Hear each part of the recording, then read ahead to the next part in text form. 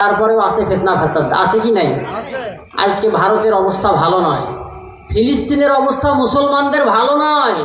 আমার রাসূল বলেছে গাজওয়ায়ে হিন্দ হবে, তো বলা যাচ্ছে না যে অবস্থা ভারতে শুরু হয়েছে, বলা যায় না রাসূলের ভবিষ্যৎবাণীটা কায়েম হওয়ার কতদিন আর দেরি। কায়েম হইতেও গাজওয়ায়ে হিন্দ যদি কায়েম হয়ে যায়, আপনারা কি প্রস্তুত আছেন জিহাদের ময়দানে যাওয়ার জন্য? ইনশাআল্লাহ। কারা কারা প্রস্তুত একটু হাত তুলে দেখান তো। আল্লাহ কবুল করুন, আল্লাহ তাআলা যেন আমাদের কবুল করে, আমরা যেন ইমাম মাহাদির সৈনিক হয়ে যাই। আমরা যদি ইমাম মাহাদিকে পাই, তো আমরা যেখানেই থাকব, আমরা ইনশাআল্লাহ ওই লড়াইয়ের ময়দানে যাওয়ার জন্য চেষ্টা করব।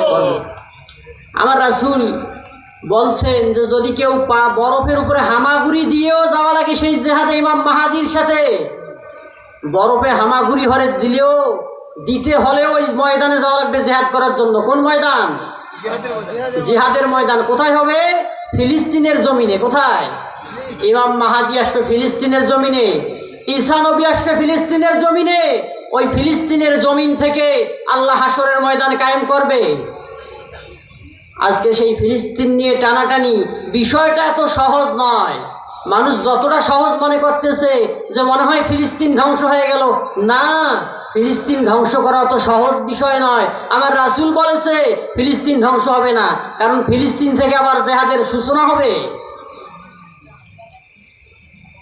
আমাদেরকে যদি আল্লাহ সেই দিন দেখার সুযোগ দেয় আর আমরা যদি থাকি, তো আমরা ইনশাআল্লাহ সেই ময়দানে যাওয়ার জন্য প্রস্তুত থাকবো ইনশাআল্লাহ।